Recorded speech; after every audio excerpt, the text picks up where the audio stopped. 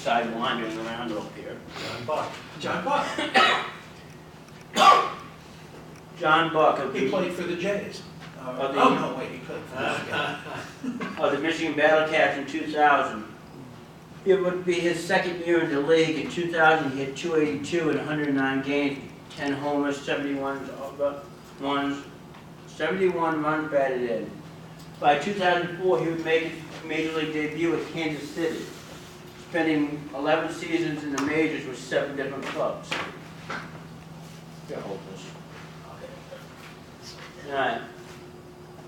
Anyone have any clue who also played, was a slugging first baseman for the Cardinals back then? A prospect? Prospect for the Cardinals.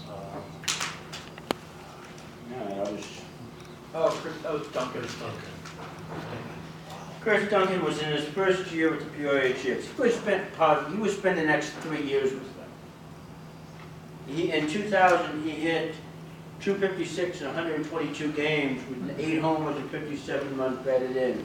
Eventually, Dunn would make it to St. Louis in 2005. In all, he would spend 338 games in Peoria, hitting 37 homers.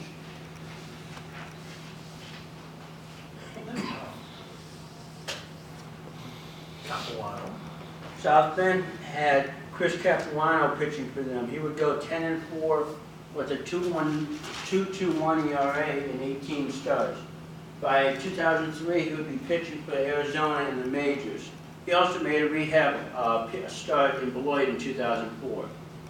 Capuano played 11 seasons in the majors, going 76 and 91 with a 4.39 ERA in 300 games.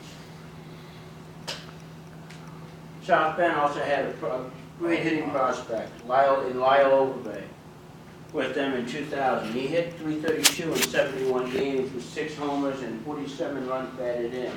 He would spend the second half of the season in Double-A El Paso.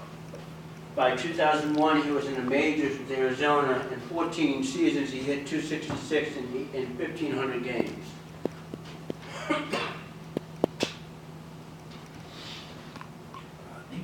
West Michigan Whitecaps had Fernando Radney pitching for them in 2000. He was 6-4 with a 3.70 ERA in 22 games. He was struck 10 of them. In 2002, he was pitching for the Tigers. In 13 Major League seasons, he would have 236 saves in 700 games. Pitched for the Cubs this year. Putz. You'll recognize the next two, Richard. Yeah. Well, I recognize Rodney.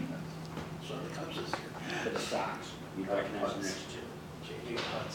Putz. Wisconsin had some good pitching in 2000. J.J. Putz was starting for him.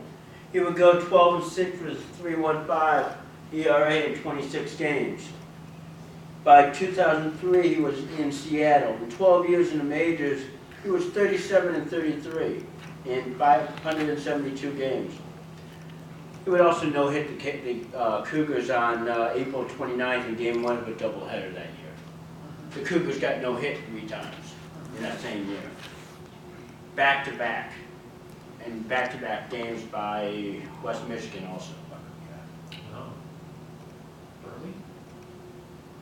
99. Oh, that's right. Burley was 1 year earlier. End of Ford 99. Seattle. That's right.